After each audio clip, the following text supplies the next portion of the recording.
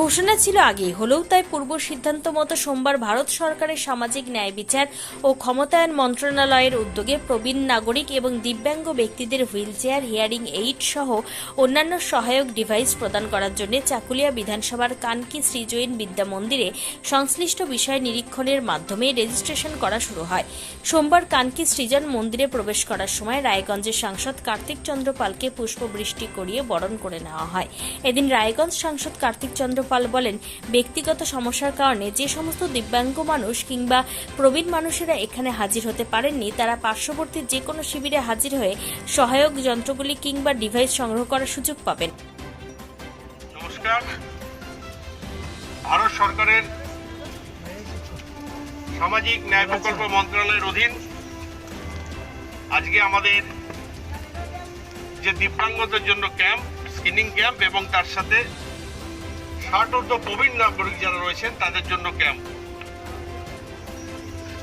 আপনারা সবাই জানেন আমাদের যশস্বী প্রধানমন্ত্রী নরেন্দ্র মোদীজির লক্ষ্য সবকা সাথ সবকা বিকাশ।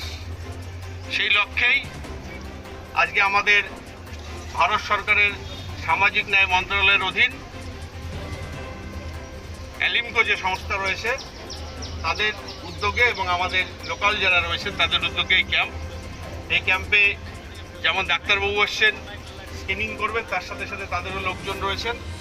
আপনারা সারাদিনব্যাপী স্ক্রিনিং চলবে। আপনারা কেউ বেশি উৎসাহ নিয়ে তাড়াহুড়ো করবেন না, কারণ আমরা চাইবো যে আমাদের সমাজে যারা দিব্যাঙ্গজন রয়েছেন তারা সরকারের তরফ থেকে নিঃশুল্কভাবে যে সমস্ত ইনস্ট্রুমেন্ট দেওয়া হবে, যে যেটা পাওয়ার যোগ্য ডাক্তারবাবু সেটা সিলেক্ট করবে। তার সাথে আমাদের যারা প্রবীণ নাগরিক রয়েছে তাদের জন্যও রয়েছে। আমাদের ক্যাম্প এখনই শুরু হবে। আপনারা একটু যেখানে রোদ রয়েছে, আপনারা স্কুলের বারান্দা রয়েছে, বিভিন্ন জায়গায় বসুন। যাদের যেভাবে নাম ডাকবে, আমাদের যারা এখানে ভলেন্টিয়ার্স রয়েছে, আপনারা ঠিক সেইভাবে যাবেন এবং আমাদের সারাদিন ক্যাম্প হবে, কোনো অসুবিধা নেই। আপনারা একটু ধৈর্য সহকারে বসতে হবে। আর আমাদের 60 বিধানসভায় এই ক্যাম্প রয়েছে।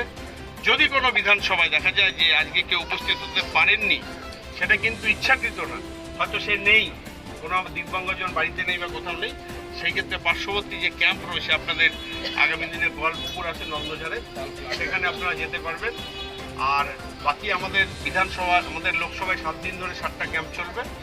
আপনাদের যদি নিজস্ব কোনো পরিচিত বা নিজস্ব লোকজন থাকে আমাদের রায়গঞ্জ লোকসভার মধ্যে, আপনারা ঠিক তাদেরকে খবরটা পৌঁছে দেবেন, যাতে আমরা চাই আমাদের সরকার যে প্রকল্পটা নিয়েছে তার সুবিধা সমস্ত উপভোক্তারাই পাবে।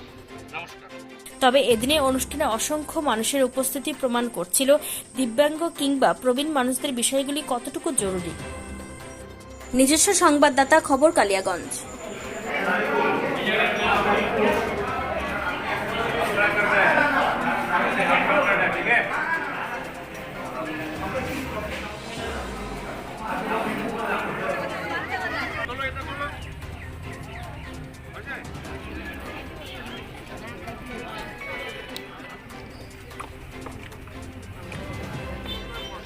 এগুলাই আগামী দিনের ভারতবর্ষের ভবিষ্যৎ।